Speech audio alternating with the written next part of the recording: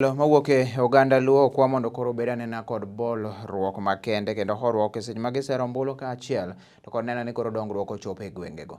Ma ler mabende nochiw kanyo to kod jaod bura machon Marongo Dalmas Otieno kolero ni koro joluo ok onego beni koro bedo jogo mabende gin jokwed piny owacho pile ka pile kendo mane mabiro miyo koro gidonje sirikal. Nolose gwenge mag Kangeso e gwenge mag Rongo sub county nyasi mar alama. Dalmas olero ni bende josiasa matiyo kod rowere mondo miyo keth romo mag josiasa mag jowetegi magipiem go. Josiasa go ema gin joma undu kendo koro ok onego beni yiero gi jopiny.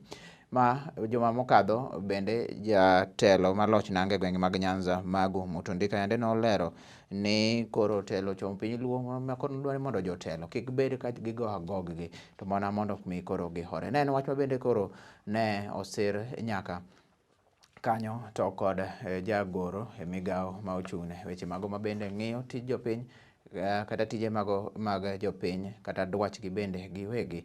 Mano migosi Nelson Marwa. I do not regard you as a leader if what you do is take other people's children, leaving your own. You take other people's children, you give them alcohol, you give them bang, you send them to go and fight, and when they are injured, you don't even help them with hospitalization. When they are killed, you don't even go to their funeral. No leader should use human life as any weapon in their campaigns. A leader should be able to help the people, not to use human beings or our youth in particular as objects of leadership abuse and violence. Tunataka uchaguzi wa amani, tunataka wananchi wasitokeze kwa wingi. So ni nyinyi pia mkiwa wananchi, na ningewaomba tufanye mambo yetu kwa utaratibu. Let us not be seen the Nyanza people used to say is bad. Si kweli mheshimiwa?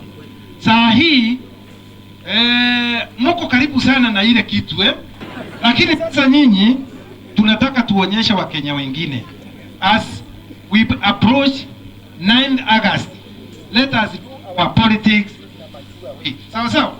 Tufanye siasa yetu kwa kupendana, tusifanye funjo. Na tumehimiza vijana pia wawe alert. Hii siasa ndio hii imeanza, watatumiwa vibaya, boda watakuwa hired, waangalie. Wao wataumia, lakini wale politicians wataingia in their bulletproof vehicles watoroke. So kuwe na amani. Huu ni msimu wa siasa, watu waheshimiane. Agree to disagree because that's politics. Don't use vijana to create chaos and anarchy. And the government is on top of this. Na mnajua Matiang'i akisema amesema. Arudi nyuma. Ataswaga wajinga wale wataleta shida. Haya. So law and order. Watu waruhusiwe wapige siasa, wauze sera zao kwa wananchi bila kusumbuliwa. Si ndio? Hivyo huo ndio utaratibu. Kila mtu ako na vote yake. Ama namna gani? Ndio. Si unajua mko na presidential candidate?